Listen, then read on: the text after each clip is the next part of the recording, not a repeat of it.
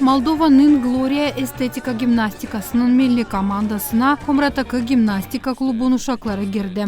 На чемпионат мира съехались огромное количество команд с разных стран, и все эти команды очень сильные, разные возрастные. Dünya çempionatında çok türlü takımlar pay almaya geldiler. Takımların sporcuları kahve, türlü kategoriyalara göre yarışmalar geçti. Bizim kızlar korkardılar. Onların yaşında 8 takım vardı. Meksika, İtalya, Finlandiya, Estonya, bu devletlerden pek kahve gimnastikacılar toplandılar. Со многих стран приехало очень много сильных гимнасток. И все самые лидирующие, так скажем, команды заняли, соответственно, почетные места на пьедестале. Gagavuz gimnastikacıları Sivte Dünya Çempionatında pay aldılar. Onlar yüksek becermeklerini gösterdiler. Hepsi pay alanların arasından Moldova'nın takımı gümüş madalyayı kazandı.